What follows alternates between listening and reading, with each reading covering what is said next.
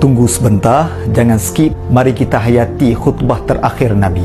Wahai manusia, dengarlah baik-baik kata-kataku ini. Aku tidak pasti dapat bertemu dengan kamu lagi selepas tahun ini. Oleh itu, dengarlah dengan teliti kata-kataku ini dan sampaikan kepada mereka yang tidak bersama dalam majlis ini. Wahai manusia, sebagaimana kamu menganggap bulan ini dan kota ini suci, maka nyawa dan harta umat Islam adalah suci. Kembalikan semula harta yang diamanahkan kepada kamu kepada pemiliknya. Janganlah kamu sakiti siapapun, agar orang lain tidak menyakiti kamu. Ingatlah, kamu akan dipertemukan dengan Tuhanmu dan Dia akan menghitung segala amalan kamu.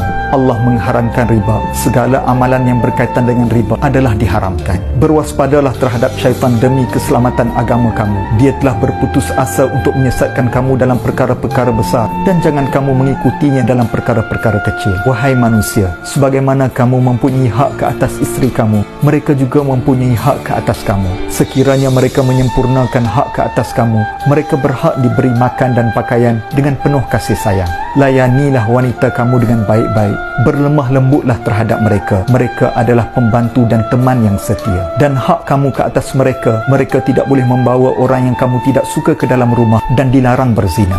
Wahai manusia, dengarlah bersungguh-sungguh kata-kataku ini. Sembahlah Allah, dirikanlah solat, berpuasa di bulan Ramadan, bayarlah zakat dan tunaikan haji bagi yang mampu. Ketahuilah setiap Muslim adalah bersaudara. Kamu semua adalah sama. Tidak ada orang yang lebih mulia melainkan takwa dan amal soleh. Ingatlah bahawa kamu akan menghadap Tuhanmu dan kamu akan dipertanggungjawabkan segala apa yang kamu kerjakan.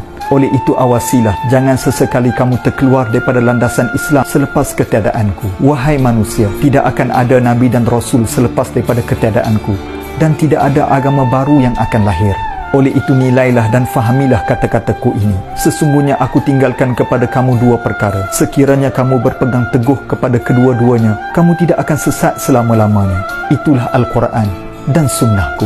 Hendaklah orang yang mendengar ucapanku ini menyampaikan kepada orang lain. Semoga yang terakhir lebih memahami ucapanku ini. Ya Allah, saksikanlah ya Allah, aku telah sampaikan risalahmu kepada hamba-hambamu.